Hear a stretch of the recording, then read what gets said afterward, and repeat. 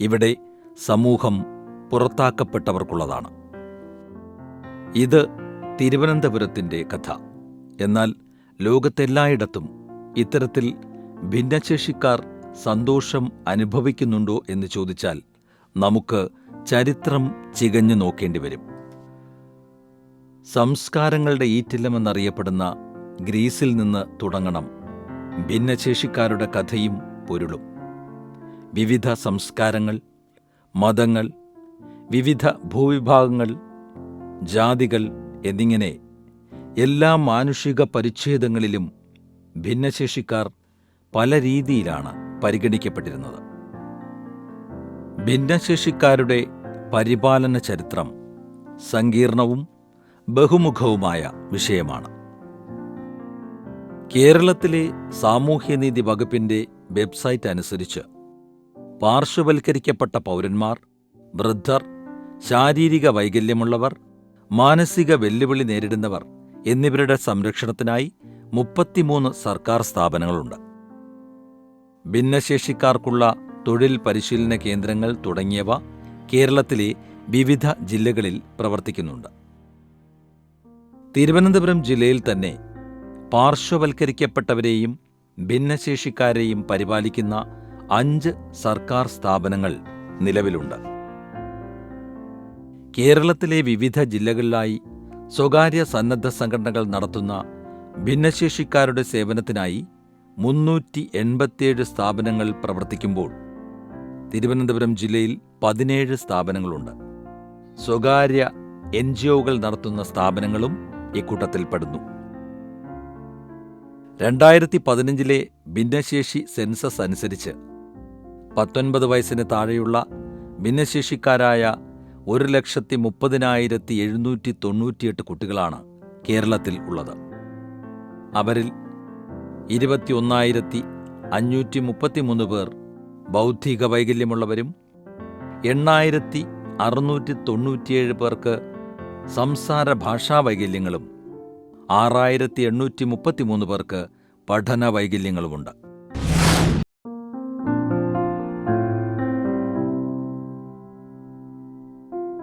Benny Abraham, state secretary, Parivaar Kerala. Intellectual disability ഉള്ള കുട്ടികളുടെ രക്ഷകർത്താക്കളുടെ കൂട്ടായ്മ. Seena Benny, president of Parivaar Trivandrum district. Autism ഉള്ള കുട്ടിയുടെ മാതാവും ബെന്നി എബ്രഹാമിൻ്റെ ഭാര്യയും. അവരുടെ വാക്കുകളിലേക്ക്. പരിവാർ കേരള എന്ന് പറഞ്ഞാൽ നാഷണൽ പരിവാറിൻ്റെ ഭാഗമായി സംസ്ഥാന ഘടകമാണ്. MR, autism, cerebral palsy, multiple disability ഇതോട് ചേർന്നുള്ള കുട്ടികളുടെ അവകാശങ്ങൾക്ക് വേണ്ടി പ്രവർത്തിക്കുകയും രക്ഷകർത്താക്കളെ ബോധവൽക്കരിക്കുകയും എന്നുള്ളതാണ് സംഘടനയുടെ ലക്ഷ്യം. നിരന്തരം മാറി മാറി വരുന്ന സർക്കാരുകൾ സമ്മർദ്ദം ചെലുത്തുകയും അവരുടെ കാര്യങ്ങൾ നേടിയെടുക്കുവാനായി കുട്ടികൾക്ക് വേണ്ടി രക്ഷകർത്താക്കളായ ഞങ്ങൾ ഇടപെടുകയും അവർക്ക് വേണ്ട കാര്യങ്ങൾ നേടിക്കൊടുക്കുകയും ചെയ്യുന്നുണ്ട്. പരിവാർ കേരള ഉദ്ദേശിക്കുന്നത് സർക്കാരിൻ്റെ മേൽനോട്ടത്തിൽ പൊതുജന പങ്കാളിത്തത്തോടുകൂടി രക്ഷകർത്താക്കളെ ചേർന്ന് ഇവരെ പുനരധിവസിപ്പിക്കുക എന്നുള്ളതാണ്. CSR ഫണ്ട്, ജനപ്രതിനിധികളുടെ ഫണ്ടുകൾ ഇവ കൂടി ഈ മേഖലയ്ക്ക് പ്രയോജനപ്പെടുത്തിയാൽ ഇങ്ങനെയുള്ള കുട്ടികൾക്ക് നാളെ രക്ഷകർത്താക്കൾ ഇല്ലാത്ത ഒരു സാഹചര്യത്തിൽ നല്ലൊരു പുനരധിവാസം സൃഷ്ടിക്കുവാൻ സാധിക്കുന്നതാണ്.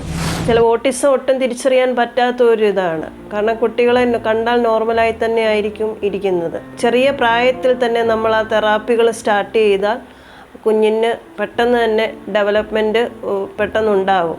അബയെ സംബന്ധിച്ചിടത്തോളം ആദ്യമായിട്ട് ഞങ്ങൾ ഒരു 1.5 വയസ്സ് കഴിയുമ്പോഴാണ് ഈ മോനിലുള്ള വ്യത്യാസങ്ങൾ, അതായത് അവൻ സംസാരം നിർത്തി, പിന്നെ സോഷ്യൽ ഒരു കമ്മ്യൂണിക്കേഷൻ കുറഞ്ഞപ്പോഴാണ് ഞങ്ങൾക്ക് എന്തോ മാറ്റം വന്നല്ലോ എന്ന് മനസ്സിലാക്കുകയും അതനുസരിച്ച് ഡോക്ടേഴ്സിനെ കൺസൾട്ട് ചെയ്തു.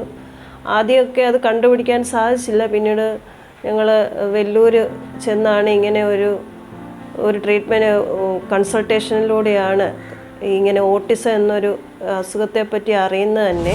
ഓട്ടിസം ബാധിച്ച കുട്ടിയുടെ പിതാവും പാറ്റൂർ ഏഞ്ചൽസ് വേൾഡിൻ്റെ രക്ഷാധികാരിയുമായ ക്യാപ്റ്റൻ മുഹമ്മദ് റിയാസ് തൻ്റെ അനുഭവങ്ങൾ പങ്കുവയ്ക്കുന്നു.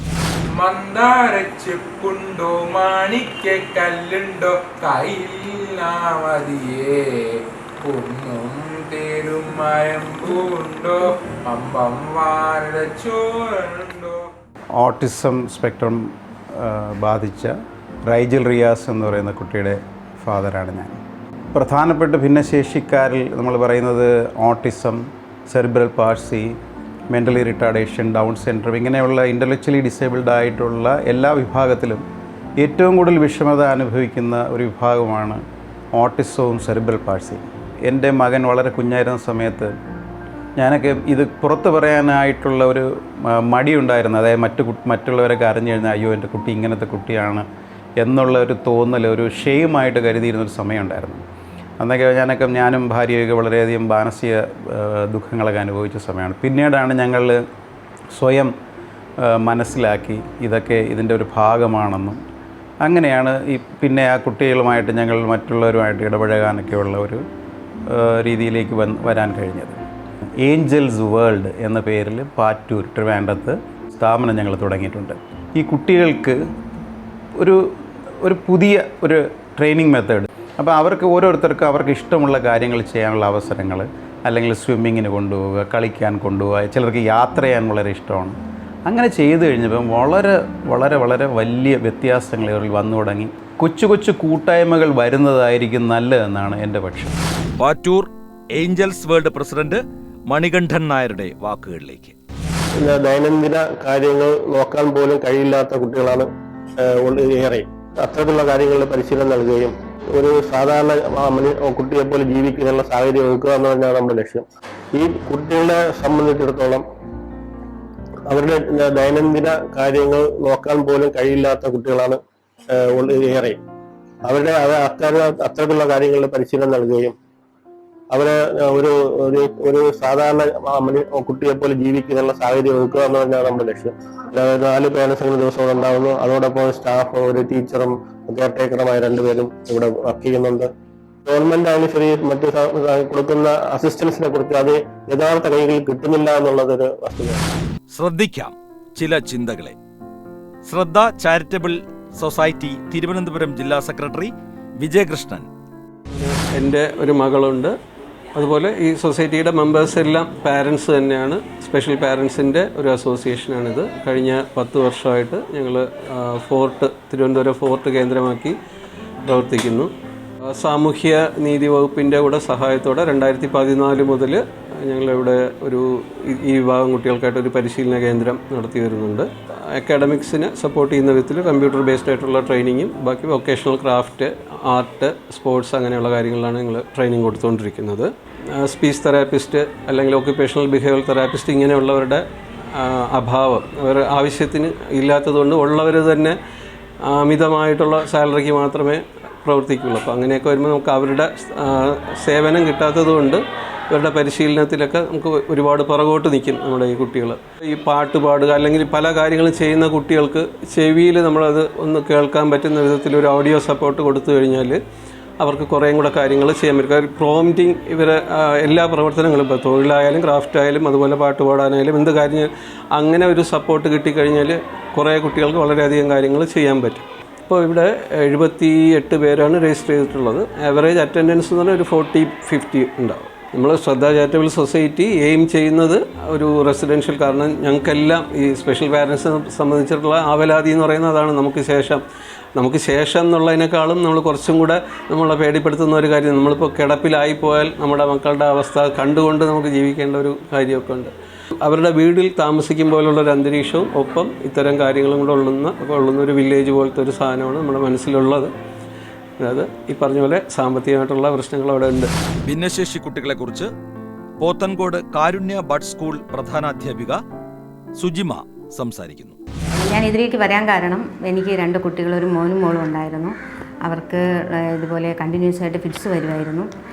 ഇങ്ങനെ ട്രീറ്റ്മെൻറ്റ് ഇങ്ങനെ നടന്നുകൊണ്ടിരിക്കെ ഇടയ്ക്ക് ഇങ്ങനെ നമ്മുടെ വാർഡിൽ തന്നെ, എൻ്റെ കുട്ടികൾ ഇങ്ങനെ ആയതുകൊണ്ടായിരിക്കണം എൻ്റെ വാർഡിൽ തന്നെ ഇങ്ങനെ ഒരു സ്ഥാപനം തുടങ്ങാൻ കാരണമായി. പേരൻറ്റിൻ്റെ ജീവിതവും കുട്ടിയുടെ ജീവിതവും ഒരു വീടിനകത്ത് തന്നെ കഴിഞ്ഞുകൂടേണ്ടുന്ന പല സാഹചര്യങ്ങളും എനിക്ക് മനസ്സിലാക്കാൻ കഴിഞ്ഞു. ഞാനിങ്ങനെ സർവേക്കൊക്കെ പോയപ്പോൾ അപ്പോൾ അവരോടൊക്കെ ഞാൻ പറഞ്ഞു നിങ്ങൾ നോക്കുന്നത് പോലെ ഞാൻ നോക്കിക്കോളാം എന്ന് പറഞ്ഞിട്ട് കുട്ടികളെയൊക്കെ എനിക്ക് സ്കൂളിലേക്ക് എത്തിക്കാൻ കഴിഞ്ഞു. 98 ഈ സ്ഥാപനം തുടങ്ങിയത്.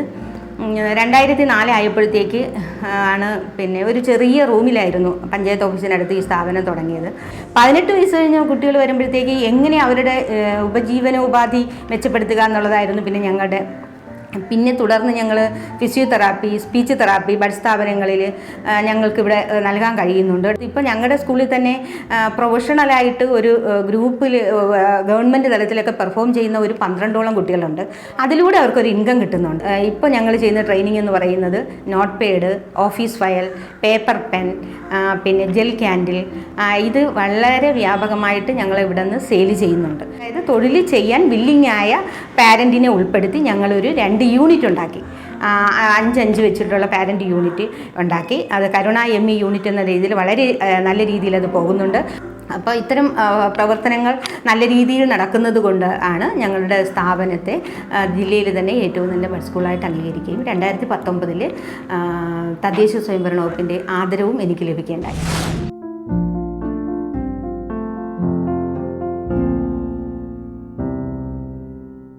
SH പഞ്ചാബകേശൻ സംസ്ഥാന ഭിന്നശേഷി കമ്മീഷണറും മുൻ ജില്ലാ ജഡ്ജിയും. നിയമവശങ്ങളെക്കുറിച്ച് അദ്ദേഹം സംസാരിക്കുന്നു. ഭിന്നശേഷി എന്ന് പറയുന്നത് ഈ നൂറ്റാണ്ടിൻ്റെയോ അല്ലെങ്കിൽ കഴിഞ്ഞ നൂറ്റാണ്ടിൻ്റെയോ അതിനു മുന്നിലെ നൂറ്റാണ്ടിൻ്റെയോ ഒന്നും സംഭാവനയായിട്ട് വന്ന പുതിയൊരു കാര്യമല്ല.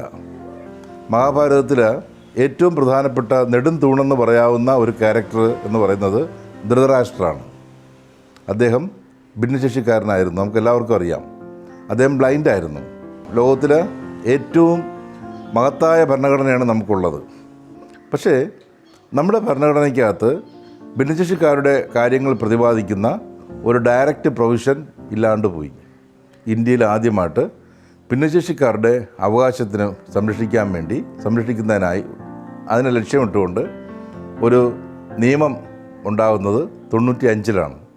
2013 അന്ന് സുപ്രീം കോടതി ചീഫ് ജസ്റ്റിസ് ആയിരുന്ന, പിന്നീട് കേരളത്തിൻ്റെ ഗവർണറായ ബഹുമാനപ്പെട്ട justice P. Sadasivam national federation of the blind എന്ന ഒരു സംഘടന കൊടുത്ത ഡൽഹി ഹൈക്കോടതിയിൽ ഫയൽ ചെയ്ത ഒരു കേസിനകത്ത് 95-ലെ ഭിന്നശേഷി അവകാശ നിയമം കർശനമായിട്ട് നടപ്പാക്കണം എന്ന് പറഞ്ഞുകൊണ്ട് ഒരു വിധിന്യായം ഡൽഹി ഹൈക്കോടതി പുറപ്പെടുവിച്ചു. 2016 ഇന്ന് നിലവിലുള്ള rights of persons with disabilities act എന്ന് പറയുന്ന RPWD ആക്ട് നമ്മൾ ചുരുക്കപ്പേരിൽ പറയുന്ന നിയമം പ്രാബല്യത്തിൽ വന്നു.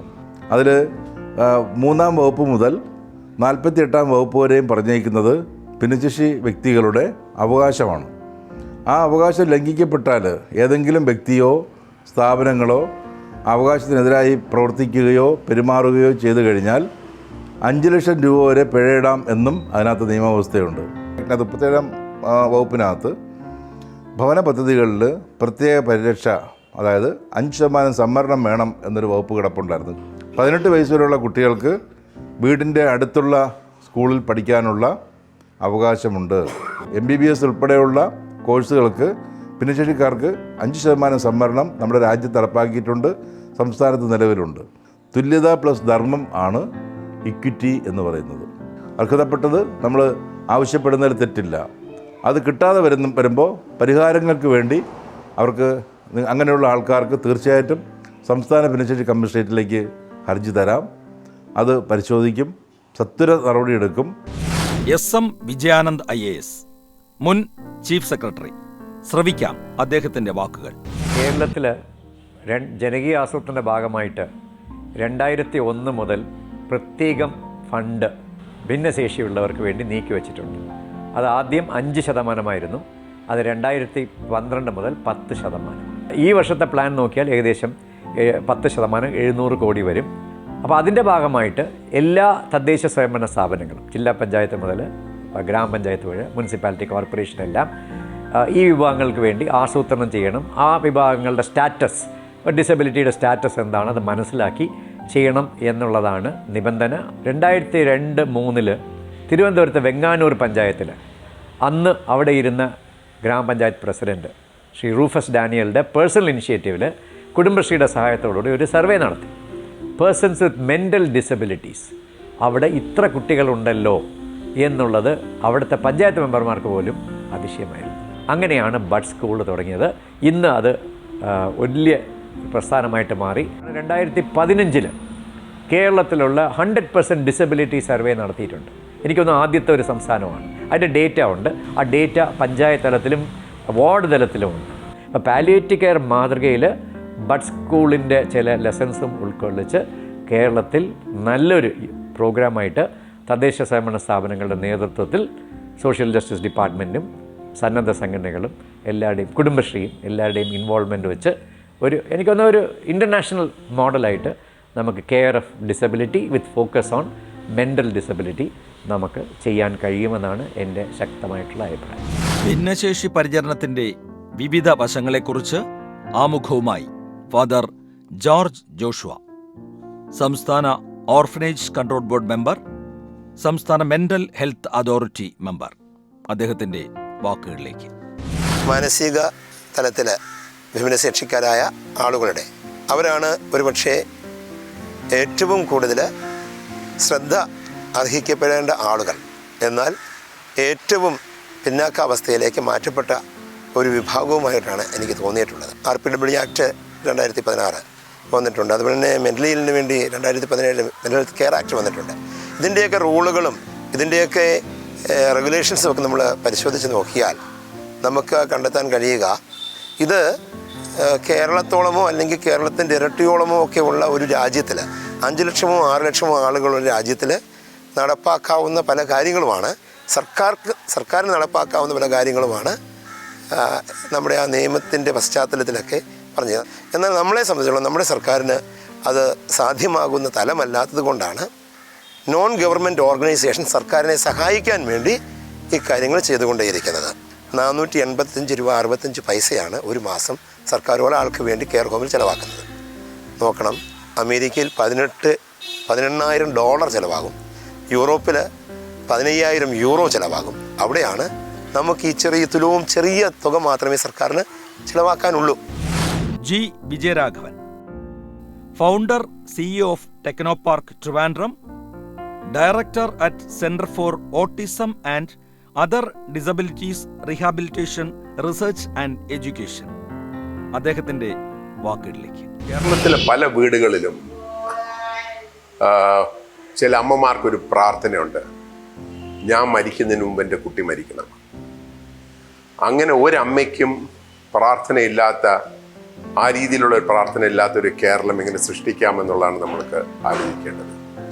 ഞാൻ പറഞ്ഞു വന്നത് intellectual disability, autism, cerebral policy എന്നൊക്കെ ഉള്ള ആ ഡിസബിലിറ്റീസ് ഉള്ള കുട്ടികളുടെ അമ്മമാരുടെ കാര്യമാണ് ഞാൻ പറഞ്ഞത്.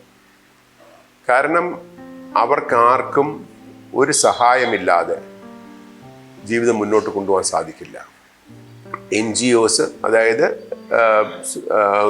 രക്ഷകർത്താക്കളുടെ കൂട്ടായ്മകൾ അല്ലെങ്കിൽ ചാരിറ്റബിൾ ഇൻസ്റ്റിറ്റ്യൂഷൻസ്, അവർ അഡൾട്ട്സ് വിത്ത് ഇൻ്റലക്ച്വൽ ഡിസബിലിറ്റിയുടെ കാര്യം നോക്കാൻ വേണ്ടിയിട്ട് ആ സ്ഥാപനങ്ങൾ തുടങ്ങാം. പക്ഷെ ഇതിൻ്റെ പ്രധാനപ്പെട്ട ഒരു ഇതിൻ്റെ സാമ്പത്തിക പ്രശ്നമാണ്. ഞാൻ പ്ലാനിംഗ് ബോർഡിലുള്ള സമയത്ത് ഞങ്ങൾ 9 models of assisted living four person with disability, അതായത് ഡിസബിലിറ്റീസ് ഉള്ള 25-26 വയസ്സിന് മുകളിൽ പ്രായമുള്ള ആൾക്കാർക്ക് അസിസ്റ്റഡ് ലിവിങ് എങ്ങനെ ചെയ്യാമെന്നുള്ളതിന് ഒരു 9 മോഡൽ നമ്മൾ സൃഷ്ടിച്ചു.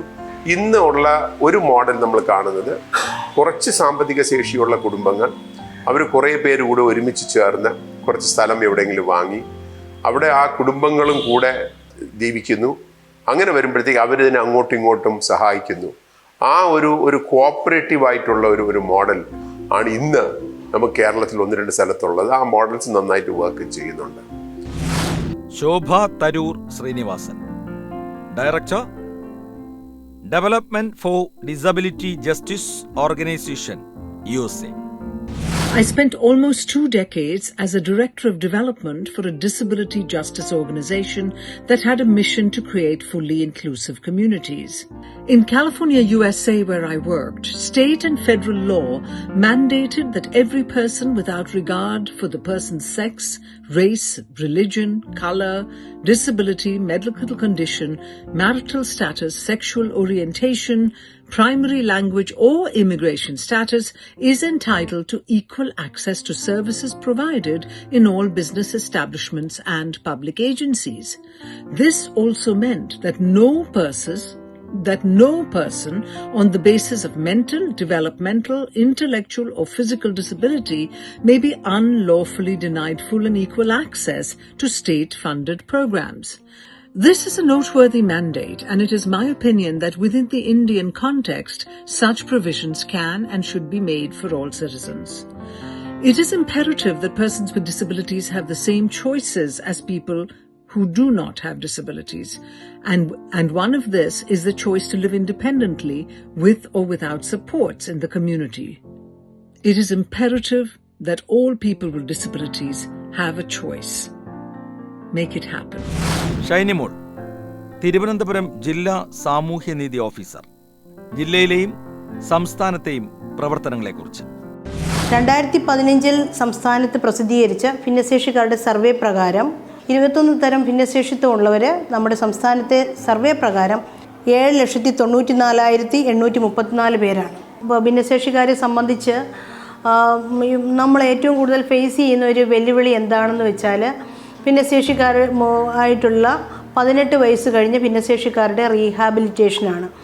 മാതാപിതാക്കൾ മരണപ്പെട്ടു പോയവർ, ഒറ്റപ്പെട്ടു താമസിക്കുന്ന അമ്മമാർ എന്നിവരുടെ മക്കൾക്ക് ഒരു കരുതലും കൈത്താങ്ങലും നമ്മൾ ഒരുക്കേണ്ടതായിട്ടുണ്ട്. സാമൂഹ്യനീതി വകുപ്പ് പുനരധിവാസ വില്ലേജുകൾ നടപ്പിലാക്കാനായിട്ട് ഉദ്ദേശിക്കുന്നുണ്ട്. തിരുവനന്തപുരം ജില്ലയിൽ CH Muhammad Koya memorial state institute for mentally challenged എന്ന സ്ഥാപനത്തിൽ സ്പെഷ്യൽ വിദ്യാർത്ഥികളുടെ, അതായത് 5 മുതൽ 18 വയസ്സ് വരെ വരുന്ന വിദ്യാർത്ഥികളുടെ സ്പെഷ്യൽ സ്കൂള്, തുടർന്ന് തൊഴിൽ പരിശീലന കേന്ദ്രം, ആരോഗ്യ വകുപ്പിൻ്റെ കീഴിലുള്ള ഒരു പൊതുമേഖലാ സ്വയംഭരണ സ്ഥാപനമാണ് ഐക്കോൺസ്.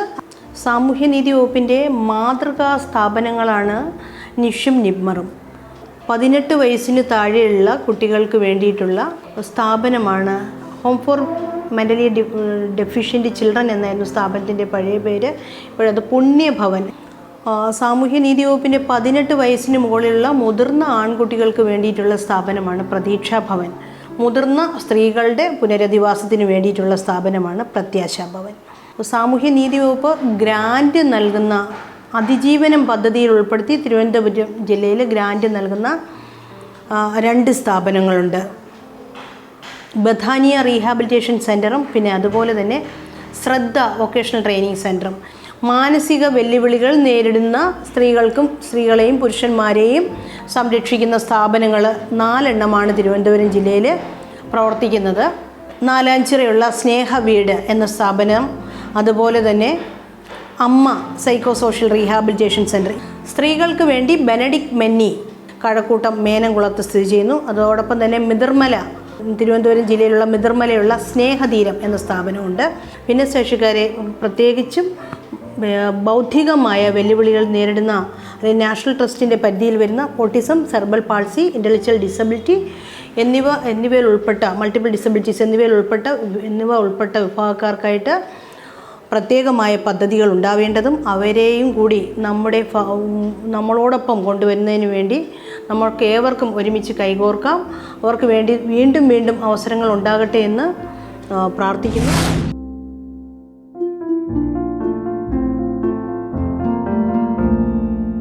ഡോക്ടർ MKC നായർ, ശിശുരോഗ വിദഗ്ധൻ, കേരള ആരോഗ്യ സർവകലാശാലയുടെ മുൻ വൈസ് ചാൻസലർ. ഒരു പേരൻ്റ് അല്ലെ രക്ഷിതാവിനെ സംബന്ധിച്ച് ഒരു ഡിസബിലിറ്റി ഉള്ളൊരു കുട്ടി ഉണ്ടാകുക എന്ന് പറയുന്നത് ഒരു പക്ഷേ ഏറ്റവും വലിയ ശാപമാണ് എന്ന് പലരും വിശ്വസിക്കുന്നു. മറിച്ച് വിശ്വസിക്കുന്ന പേരൻസും ഉണ്ട്. ദൈവത്തിൻ്റെ അനുഗ്രഹമാണ് എന്ന് വിശ്വസിക്കുന്നവരുണ്ട്. പേരൻസിന് എല്ലാ സ്റ്റേജിലും ഇമ്പയർമെൻ്റ് ഉള്ളപ്പോൾ ഡോക്ടറുടെ ആവശ്യമുണ്ട്, ഡിസബിലിറ്റി വരുമ്പോൾ തെറാപ്പിസ്റ്റിൻ്റെ ആവശ്യമുണ്ട്, അത് കഴിയുമ്പോൾ സോഷ്യൽ വരാതിരിക്കാൻ ടീച്ചേഴ്സിൻ്റെയും മറ്റ് സഹായങ്ങൾ വേണം. ഇനി എങ്ങനെ നമുക്കിത് തടയാം എന്നതിനെപ്പറ്റി 2 വാക്ക്. എല്ലാം തടയാൻ പറ്റത്തില്ല, പക്ഷെ ഇപ്പോൾ ഒരുപാട് കാര്യങ്ങൾ തടയാം. അത് ഏറ്റവും കോമൺ ആയിട്ട് കാണുന്നത് ഡൗൺ സിൻഡ്രോമാണ്. അമ്മയ്ക്ക് പ്രായം കൂടുതലാണെങ്കിൽ നമ്മൾ അതിന് മുമ്പായിട്ട് ഗർഭിണിയായി കഴിഞ്ഞ് ചില ടെസ്റ്റുകൾ ചെയ്യാനുണ്ട്. അത് ബേബിയുടെ ചുറ്റുമുള്ള വെള്ളം എടുത്ത് ചെയ്യാം, വളരെ സിമ്പിളായിട്ട്. ജനറ്റിക് കോസ് നമുക്കിപ്പോൾ നേരത്തെ തന്നെ ഏകദേശം കണ്ടുപിടിക്കാം. ഉദാഹരണത്തിന് ഓട്ടിസം അതൊന്നും കണ്ടുപിടിക്കാൻ പറ്റത്തില്ല. പക്ഷേ ക്രോമസോം അബ്നോർമാലിറ്റി എന്ന് പറയുന്ന ജനറ്റിക്കിനെ 100% നമുക്ക് കണ്ടുപിടിക്കാൻ പറ്റും. എങ്ങനെ തടയാമെന്ന് പറഞ്ഞാൽ 2 കാര്യം കൊണ്ട് ഓർക്കണം.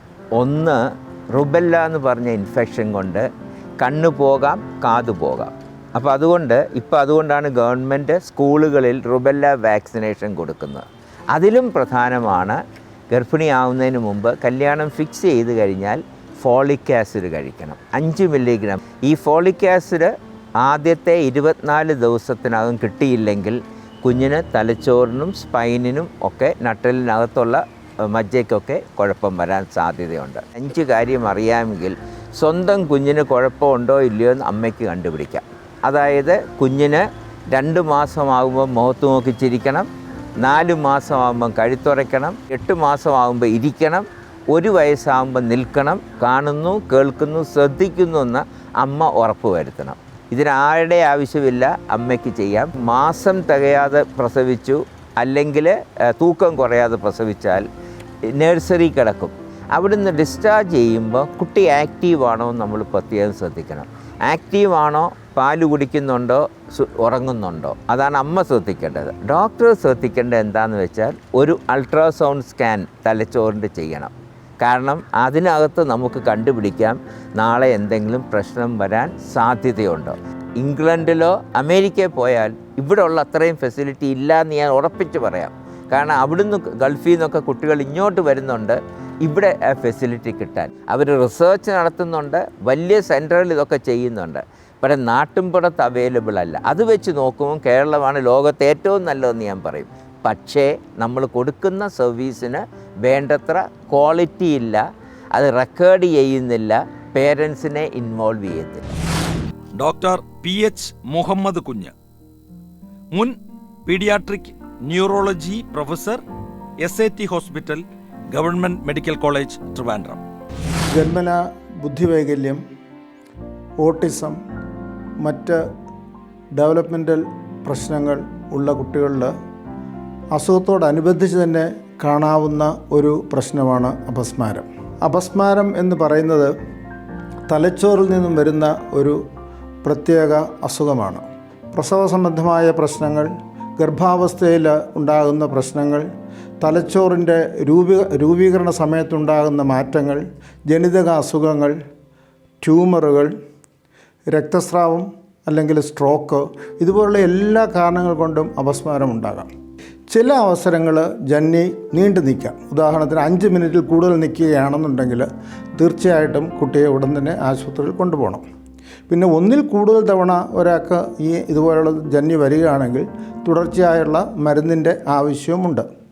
കുട്ടികൾ കാണുന്നുണ്ടെങ്കിൽ അപസ്മാരം ഉണ്ട് എന്നുള്ളത് കൊണ്ട് അവരുടെ സ്കൂൾ പഠിത്തം ഒരിക്കലും ഒഴിവാക്കേണ്ടതില്ല. അപസ്മാരത്തിനുള്ള ചികിത്സയ്ക്ക് ഇപ്പോൾ വാഗൽ നെർവ് സ്റ്റിമുലേഷൻ, അതായത് നമ്മുടെ കഴുത്തിൻ്റെ ഈ ഭാഗത്തുണ്ടാകുന്ന ഒരു നെർവാണ് വാഗസ് നെർവ്. അതിൽ ആ നെർവിലേക്ക് ഒരു ഇലക്ട്രിക്കൽ കണക്ഷൻസ് വെച്ചിട്ട് ടൈം അനുസരിച്ച് ചെറിയ തരത്തിലുള്ള കറണ്ട് കൊടുത്ത് ബ്രെയിനിനെ ഉത്തേജിപ്പിക്കുന്ന രീതിയിലുള്ള ഒരു സംവിധാനമുണ്ട്. ഈ സെറിബ്രൽ പാൾസിക്കോ ഓട്ടിസത്തിനോ അല്ലെങ്കിൽ മസ്കുലാർ ഡിസ്ട്രോഫികൾക്കോ ഇന്നുവരെ അംഗീകൃത രീതിയിലുള്ള സ്റ്റെം സെൽ തെറാപ്പി വന്നിട്ടില്ല.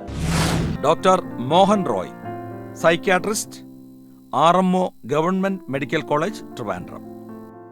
ശാരീരിക വളർച്ചയ്ക്കനുസരിച്ചുള്ള മാനസിക വളർച്ച നമുക്കുണ്ടെങ്കിൽ നമ്മുടെ IQ 100 ആയിരിക്കും. 70-ൽ താഴെ വരുന്നവരെയാണ് നമ്മൾ ഈ ബുദ്ധി കുറവുള്ളവർ എന്ന് പറയുന്നത്.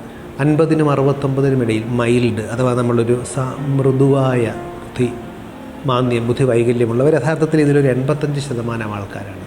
അവർ ചെറിയ ക്ലാസ്സുകളിലൊക്കെ തന്നെ കൃത്യമായിട്ട് പഠന പ്രക്രിയയൊക്കെ വലിയ കുഴപ്പമില്ല, ഒരു 3-ഓ 4-ഓ സ്റ്റാൻഡേർഡ് വരെയൊക്കെ മുന്നോട്ട് പോയേക്കാം. പക്ഷേ കൂടുതൽ ക്ലാസ്സുകളിൽ എത്തുമ്പോൾ അവർക്കത് ബുദ്ധിമുട്ടാവാറുണ്ട്. പക്ഷേ ദൈനംദിന പ്രവർത്തനങ്ങളൊക്കെ തന്നെ വലിയ തട്ടും തടസ്സവുമൊന്നും ഇല്ലാതെ അവർക്ക് മുന്നോട്ട് കൊണ്ടുപോകാൻ സാധിക്കും.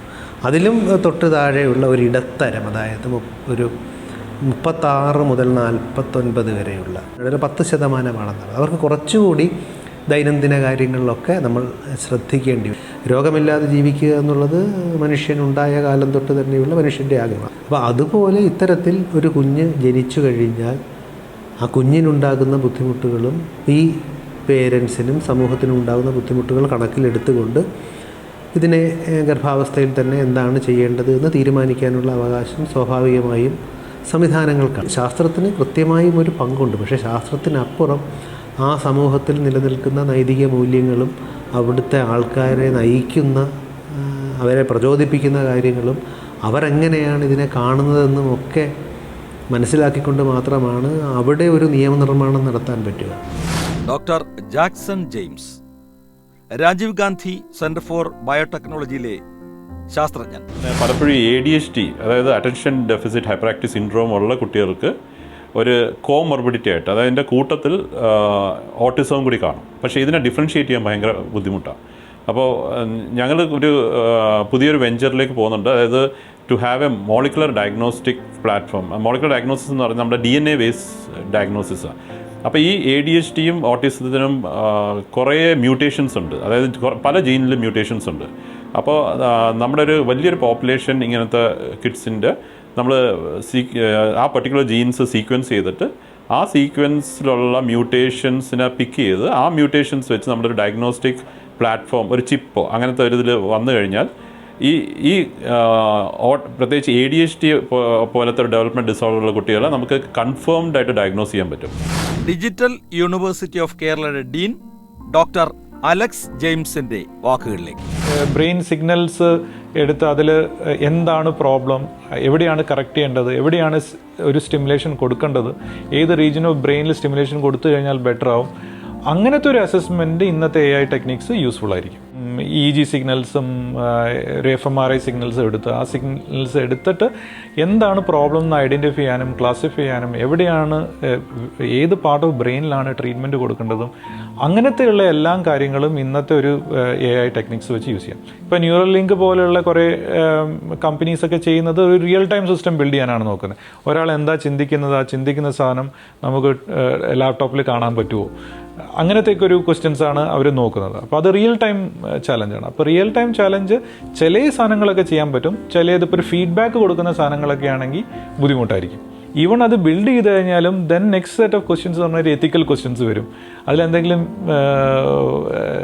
മിസ്ഹാപ്പ് ഉണ്ടായി കഴിഞ്ഞാൽ അതിൻ്റെ ലീഗൽ റിലേറ്റഡ് റെസ്പോൺസിബിലിറ്റി ആരെടുക്കും? ആ കമ്പനി എടുക്കുമോ അതോ ആ ആളെടുക്കുമോ, ആ ഡെവലപ്പർ എടുക്കുമോ, ആരാണെന്നുള്ള അങ്ങനത്തെയുള്ള കുറേ ക്വസ്റ്റ്യൻസ് ഇപ്പോഴും അൺആൻസേർഡ് ആണ്.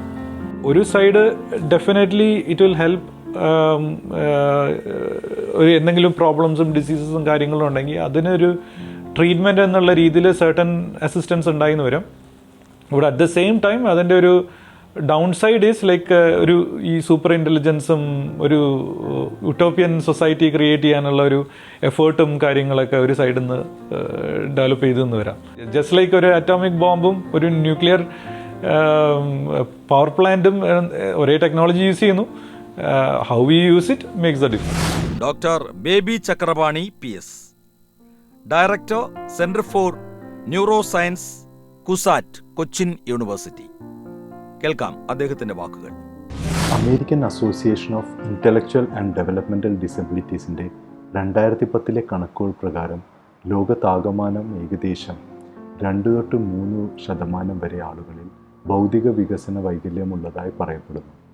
നാഡീവികസന പ്രക്രിയയുടെ പശ്ചാത്തലത്തിൽ ഭൗതിക വികസന വൈകല്യം എന്നത് ഭൗതിക ക്ഷമതയിലുള്ള കുറവും ചുറ്റുപാടുകൾക്ക് അനുയോജ്യമായ തരത്തിൽ പെരുമാറാൻ കഴിവില്ലാത്ത അവസ്ഥയുമാണ്.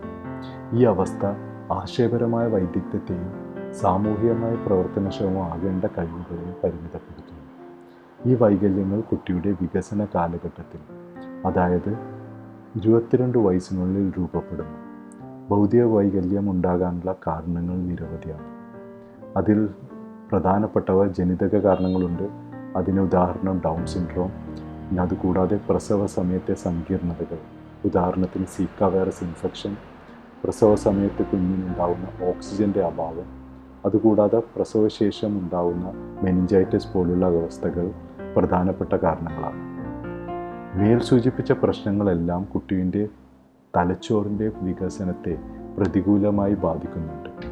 തലച്ചോറിൻ്റെ വികാസം എന്നത് ചിട്ടയായ എന്നാൽ അതിസങ്കീർണമായ ഒരു പ്രക്രിയയാണ്. ഒരു കുട്ടിയുടെ വളർച്ചയ്ക്കനുസരിച്ച് തലച്ചോറിൻ്റെ വികാസം ചില പ്രത്യേക ഭാഗങ്ങളെ കേന്ദ്രീകരിച്ചുകൊണ്ട് വ്യത്യസ്തമായ തോതുകളിൽ രൂപപ്പെടുന്നു. എന്നാൽ ജീനുകളുടെയും ചുറ്റുപാടുകളുടെയും സ്വാധീനം മൂലം ഈ വികസന പ്രക്രിയയിലും തലച്ചോറിൻ്റെ സ്വാഭാവിക പ്രവർത്തനങ്ങളിലും ഗണ്യമായ മാറ്റങ്ങളും തകരാറുകളും സംഭവിക്കുന്നു. ഭൗതിക വൈകല്യങ്ങൾ ഉള്ളവരിൽ ഹിപ്പോക്യാമ്പസ്, അതുകൂടാതെ കോർട്ടിക്കൽ ഭാഗങ്ങളിലെ നാഡീപടലങ്ങളുടെ അല്ലെങ്കിൽ ന്യൂറൽ നെറ്റ്വർക്കിൻ്റെ ക്രമീകരണത്തിലും പ്രവർത്തന രീതിയിലും വ്യത്യാസങ്ങൾ ഉള്ളതായി ന്യൂറോ സയൻസ് ഗവേഷണങ്ങൾ രേഖപ്പെടുത്തിയിട്ടുണ്ട്. പരിശീലനത്തിലൂടെയും ആവർത്തനങ്ങളിലൂടെയും തലച്ചോറിൻ്റെ ന്യൂറോ പ്ലാസ്റ്റിസിറ്റി എന്ന കഴിവിനെ ഉത്തേജിപ്പിക്കാനാവും. ഇതുവഴി പുതിയ കാര്യങ്ങൾ പഠിക്കാനും പുതിയ ശീലങ്ങൾ ഉണ്ടാക്കാനും പുതുമയുള്ള ആലോചനകൾ നടത്താനും കഴിയുന്ന തരത്തിലുള്ള ന്യൂറൽ പാത്വേകൾ സൃഷ്ടിക്കാനും ശക്തിപ്പെടുത്താനും അല്ലെങ്കിൽ സ്ട്രോങ് ആക്കാനും സാധിക്കും. ഇത് കാണിക്കുന്നത് ശരിയായ അവസരങ്ങളും പരിശീലനങ്ങളും നൽകുന്നത് വഴി ഭൗതിക വൈകല്യമുള്ളവർക്കും പുതിയ കാര്യങ്ങൾ പഠിക്കാനും പുതിയ കഴിവുകൾ സ്വായത്തമാക്കാനും സാധിക്കുമെന്നാണ്.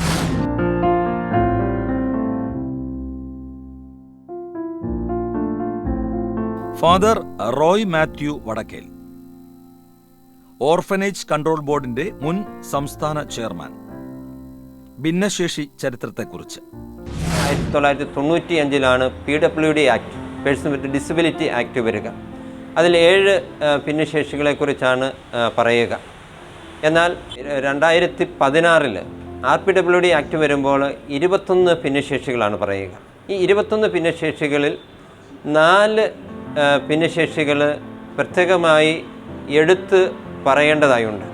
അത് 1999 നാഷണൽ ട്രസ്റ്റ് ആക്ടിൽ പ്രതിപാദിക്കുന്ന 4 ഭിന്നശേഷികളാണ്. Mentally challenged, autism, cerebral palsy, multiple disability.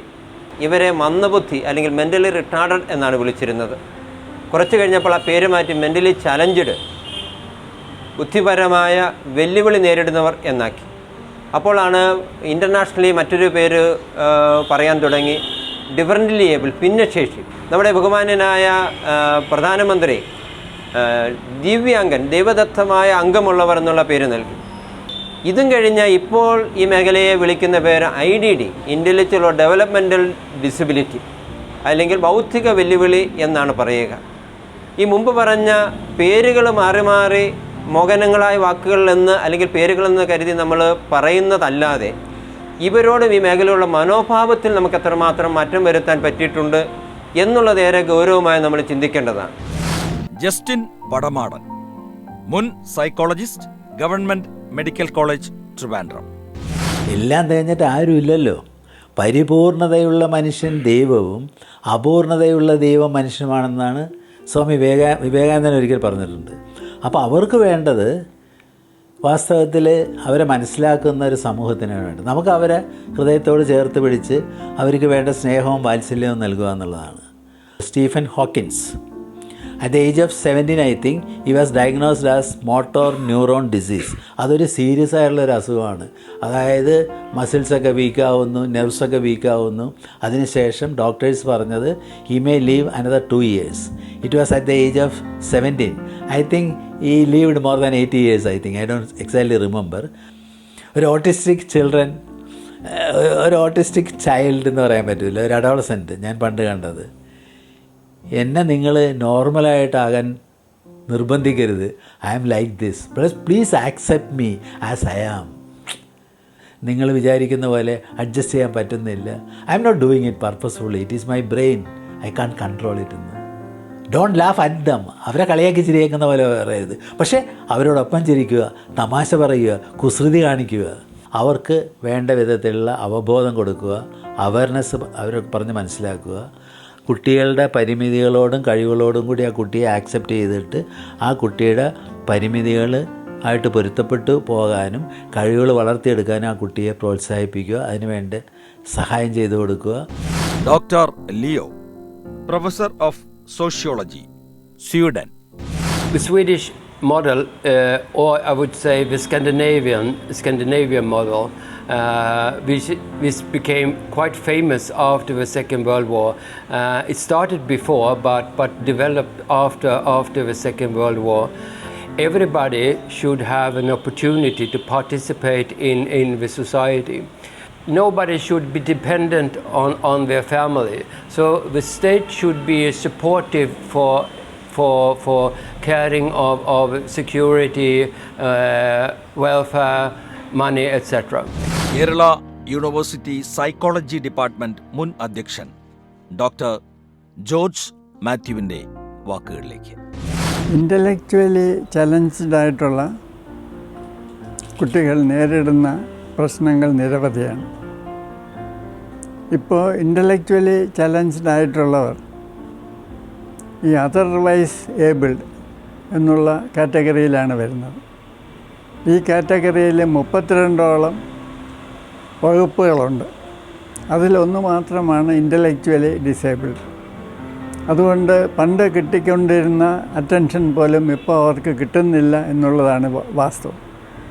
Speech therapist ഒരു വടിയും കൈ പിടിച്ചിട്ട് ഒരു കുട്ടിയെ ആണ് സ്പീച്ചിന് വേണ്ടി ട്രെയിൻ ചെയ്യുന്നത്.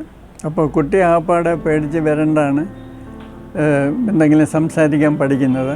കുട്ടിക്കുള്ള സംസാരം കൂടെ നഷ്ടപ്പെടുകയാണ് ചെയ്യുന്നത്. വാസ്തവത്തിൽ ഒരു ഗ്രൂപ്പായിട്ട് ഹാൻഡിൽ ചെയ്യുകയും ഓരോരുത്തരായിട്ട് മൈക്കിൽ കൂടെ എന്തെങ്കിലും പറയുകയും ചെയ്യുമ്പോൾ കുട്ടിക്ക് ഇൻഹിബിഷൻ കുറയും. അങ്ങനെയാണ് വാസ്തവത്തിൽ കുട്ടിയെ speech പഠിപ്പിക്കാനുള്ളത്.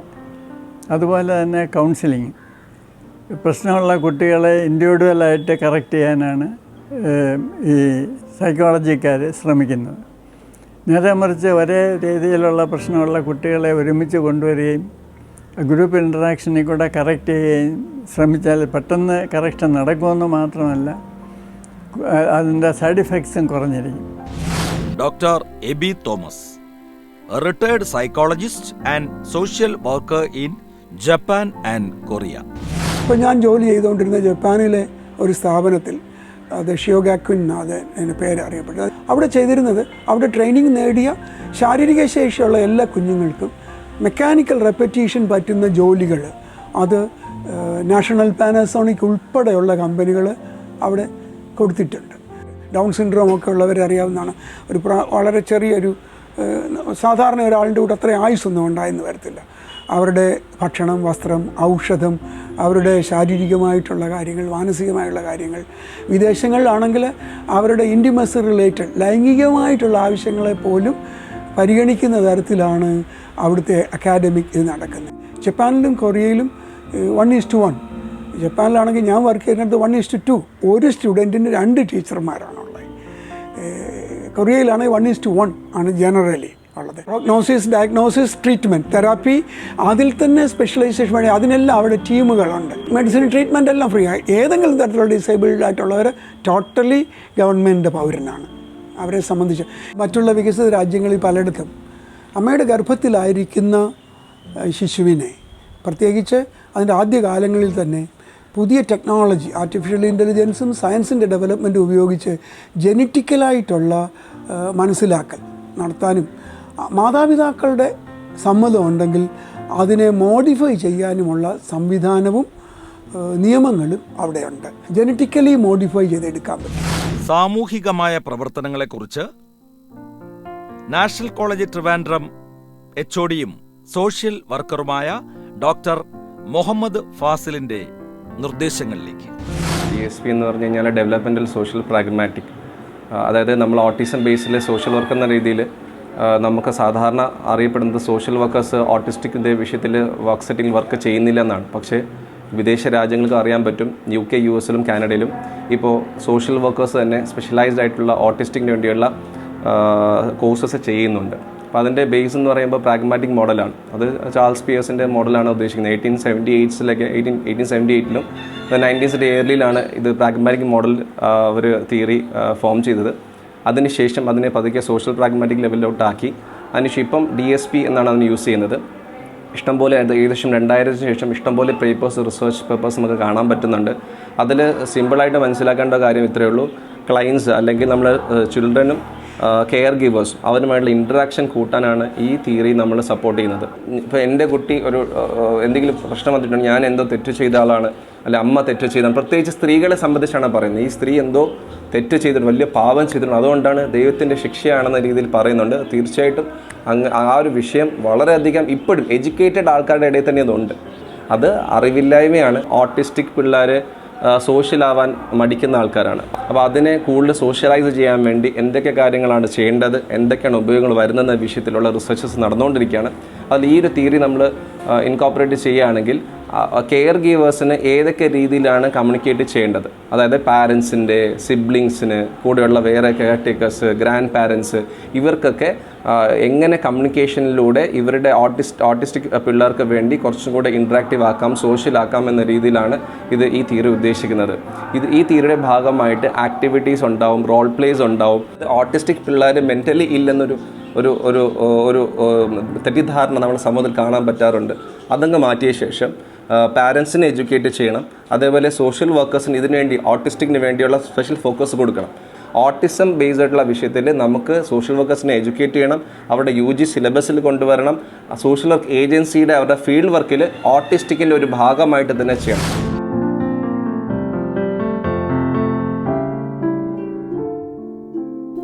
Beena, rotary institute for children in need of special care Trivandrum 1965 ആരംഭിച്ച സ്ഥാപനമാണ്. അന്ന് 12 കുട്ടികളുമായിട്ടാണ് ഈ സ്ഥാപനം തുടക്കം കുറിച്ചത്.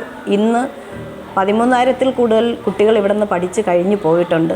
ഇതിനിടയിൽ ഒട്ടേറെ നല്ല രീതിയിലുള്ള വിദ്യാഭ്യാസം കൊടുത്ത് കുട്ടികളെ പുറത്ത് കൊണ്ടുവരികയും 10-15 കുട്ടികളിൽ കൂടുതൽ പേർക്ക് നമുക്ക് പ്ലേസ്മെൻറ്റ് വാങ്ങിക്കൊടുക്കാൻ കഴിഞ്ഞിട്ടുണ്ട് ഈ സ്ഥാപനത്തിൻ്റെ ഇതിൽ.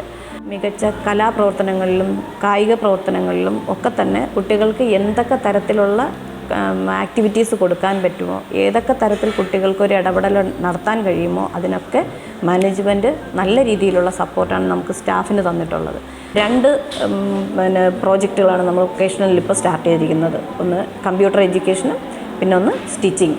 ഈ ക്ലാസ് ആക്ടിവിറ്റികൾക്കും അക്കാഡമിക്സിനും പുറമെ കുട്ടികൾക്ക് ആവശ്യമായിട്ടുള്ള എല്ലാ തെറാപ്പി സൗകര്യങ്ങളും നമ്മുടെ സ്കൂളിൽ ഒരുക്കിയിട്ടുണ്ട്. Father Thomas Chenganaripparambil, centre institute on mental retardation CMR, അദ്ദേഹത്തിൻ്റെ വാക്കുകളിലേക്ക്. കേരളത്തിലെ ബുദ്ധിമാന്ദ്യ രംഗത്ത് ഏറ്റവും ആദ്യം പ്രവർത്തിക്കാൻ തുടങ്ങിയത് ഫെലിക്സ് അച്ഛനാണ്. ഫെലിക്സ് അച്ഛൻ 1970-കളിൽ ചങ്ങനാശ്ശേരിയിൽ ആരംഭിച്ച ഒരു സ്ഥാപനം. ആ സ്ഥാപനത്തിലാണ് അച്ഛൻ ആദ്യമായിട്ട് ഇങ്ങനെയുള്ള കുട്ടികളെ കണ്ടെത്തി അവരെ പരിശീലിപ്പിക്കുവാനായിട്ട് ആരംഭിച്ചത്. സാധാരണ സ്കൂളിൽ പഠിപ്പിക്കുന്നത് പോലെ അക്ഷരം എഴുതി പഠിപ്പിക്കുക എന്നുള്ളതിനേക്കാൾ കൂടുതലായിട്ട് ഈ കുട്ടികളെ അവരുടെ ദൈനംദിന ആവശ്യങ്ങൾക്ക് ഇവരെ പര്യാപ്തരാക്കുക എന്നുള്ളതാണ് അച്ഛന് പ്രാധാന്യം കൊടുത്തത്. Sister Elise Mary, CIMR. അച്ഛൻ ആദ്യം തുടങ്ങിയ സ്കൂൾ ബോർഡിംഗ് സ്കൂളായിരുന്നു. ഇപ്പോൾ ഒരു സ്കൂളുകളും ബോർഡിംഗ് സ്കൂളായിട്ട് തുടങ്ങാനായിട്ട് താല്പര്യമില്ല. കാരണം അച്ഛൻ പറയുന്ന ബോർഡിംഗ് വീട്ടിലായിരിക്കണം, കുഞ്ഞുങ്ങൾ പേരൻസിൻ്റെ സഹോദരൻ്റെയും കൂടെ വളരണം, പിന്നെ സ്കൂളിൽ വന്ന് പഠിച്ചു പോകണമെന്നുള്ളതാണ്. കഴിവ് കുറഞ്ഞവരായിട്ട് ആരുമില്ല. അവരുടെ കഴിവ് മനസ്സിലാക്കി ആ കഴിവിനെ വികസിപ്പിച്ചു കൊണ്ടുവരിക. We are also like you, not less than you. ഇതാണ് അച്ഛൻ്റെ പോളിസി. അച്ഛൻ്റെ ആപ്തവാക്യമായിട്ട് അച്ഛൻ ഈ കുഞ്ഞുങ്ങളെ പറ്റി പറയുന്നത്.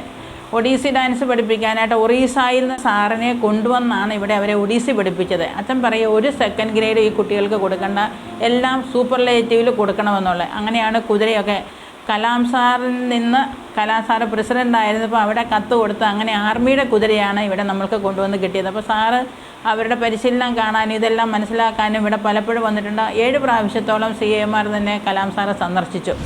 NSS ബാലവികാസ് സ്പെഷ്യൽ സ്കൂളിൻ്റെ അമരക്കാരനും NSS തിരുവനന്തപുരം താലൂക്ക് യൂണിയൻ പ്രസിഡന്റും സംസ്ഥാന വൈസ് പ്രസിഡന്റുമായ സംഗീത് കുമാറിൻ്റെ വാക്കുകളിലേക്ക്. 1978 ആരംഭിച്ചതാണ്.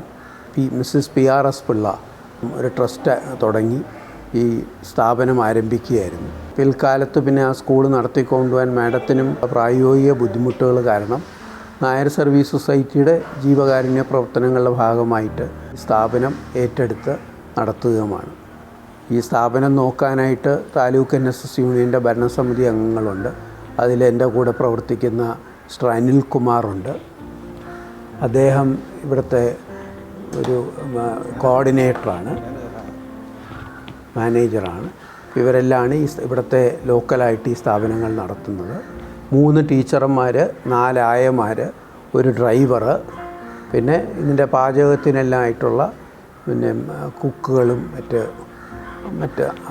സേവകരായിട്ടുള്ള ആൾക്കാരുമുണ്ട്. നമുക്ക് ഏറ്റവും വലിയൊരു പ്രതിസന്ധി എന്ന് പറഞ്ഞാൽ സാമ്പത്തികമാണ്. സംസ്ഥാന സർക്കാർ പല വാഗ്ദാനങ്ങളും എല്ലാം നൽകുന്നുണ്ട്. അവർക്ക് സഹായിക്കണമെന്ന് താല്പര്യമുണ്ട്. പക്ഷേ സംസ്ഥാന സർക്കാരിൻ്റെ സാമ്പത്തിക പരിമിതികളും ബുദ്ധിമുട്ടുകളും നമുക്കറിയാമല്ലോ. ഇങ്ങനെയുള്ള സ്ഥാപനങ്ങൾക്ക് നമ്മൾ കേന്ദ്ര സർക്കാരിനെ വേണം സമീപിക്കാൻ. കേന്ദ്ര സർക്കാരിനാവുമ്പം ഫണ്ട്സ് ലഭ്യമാണ്.